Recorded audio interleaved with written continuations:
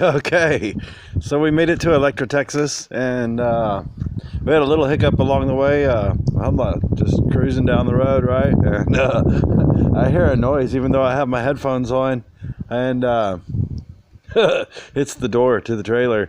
And Sophie had jumped out. Thank God she did not get hurt. Like, oh man, I don't know, like 3 or 4 miles back, and I didn't even I didn't even know. Anyway, God is good. Always take my headphone and like kick it back, and check to see if there's any weird noises I need to know about on the trailer, because usually if something goes wrong, it gives you some sort of a warning, some sort of noise before it gets too bad, and that's when I heard the door, and man, I dropped the bike and I'm screaming, Sophie, and crying out to my dog, and I don't hear any barking back or anything, and cars going by, and man, I couldn't help but flag them down and say, hey man, I could tell the lady it was a lady. I couldn't tell it was a lady right away, but I realized that I had one hand in my pocket, and so I took both hands out and held them up, and the lady pulled up and rolled her window down a little bit. I said, man, did you see a little brown dog back there? She kind of stuttered for a minute. She's like, I did. She's way back there, way back there when I first turned on the road. So she didn't even make it like a couple hundred yards maybe before she realized the door was open. The door was unlocked, pushed it open, and out she went. But she said, but she was running your way. And me being all worried, because last time she got out of the trailer, she got really hurt. I wanted to get to her as soon as possible, and so I asked her, is it way back there? And the lady's like, what's her name? And she started to turn around to go get her, and then she backed back up, and she said, dude, just get in the back seat of the car. So thank God I don't look too scary. Although I have to say the beard is starting to bother me a little bit, and the eyebrows. I'm always making fun of Duncan saying his eyebrows look like fighting caterpillars, and mine are getting that way. But anyway, get in the back seat of her car, man. We drive back miles, and there she is, running down the side of the road, running towards me. And the lady's able to open her door, but my child safety door lock was on, and so she tried calling Sophie to her, and Sophie's like, ever since the Fayette County Animal Advocacy lady tried to steal her, she's kind of leery of people in cars. So anyway, eventually I got my door open. As soon as she heard my voice, man, she was like, he's in there, and she came right up to my door and jumped right up in my lap.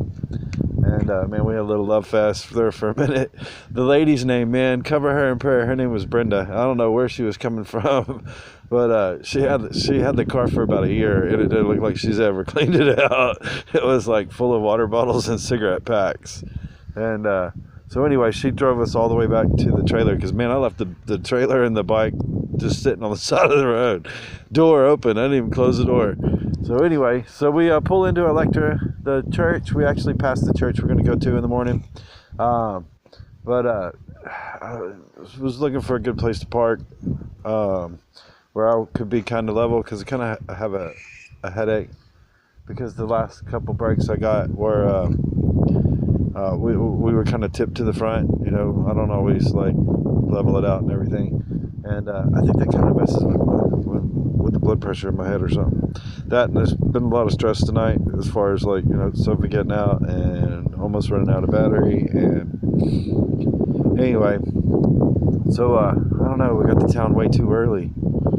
I don't think we can make it to the next town and time for church. I don't know. So we might just, I don't know, kind of camp out here a little bit. We'll see how long. The cops have already come by twice.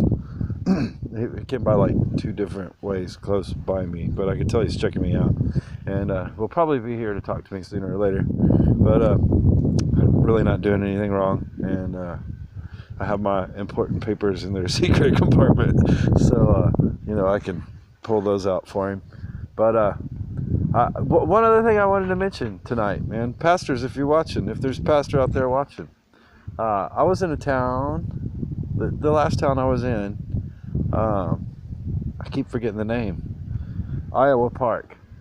And Iowa Park, man, I asked and asked and asked, like everybody I saw in town, hey, where do you go to church? I don't go to church. Hey, when I looked on Google Maps, there were a bunch of churches. They weren't all reviewed and they didn't all have labels, but I do know there were like more than 7 churches in the town. But I went to several businesses with lots of people in them, and McDonald's, a Subway, a convenience store, a gas station, a little pizza place. I mean, I was like really looking for someone who could, tell me which church I'd probably like. Anyway, nobody went to church. So people in Iowa Park, man, y'all need to get busy inviting your friends to church, because nothing changes somebody's life like bringing them to church. So anyway, I just wanted to vlog that more for myself, so I'll remember one day whatever God does with me, whatever effect I have on the church, that churches need some sort of, because I emailed all the pastors in town, and I'm not begging or anything. I'm not, I just want to know what's the service like. I just want to ask a few questions. If you have a traditional service with hymnals, or you have a mixed service, or you have a contemporary service, I'm always going to lean more towards the contemporary service, because that's just the kind of music I listen to.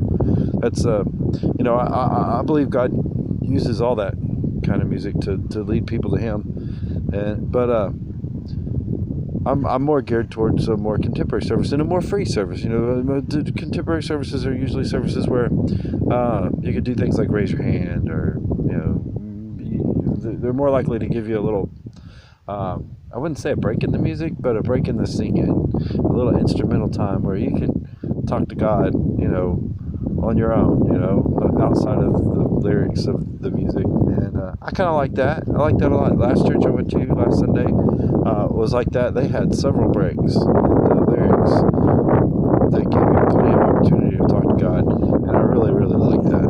And so anyway, but I couldn't find anything out about any of the churches in town, and they all were very traditional type of churches, Baptist, Methodist, Church of God, Church of Christ.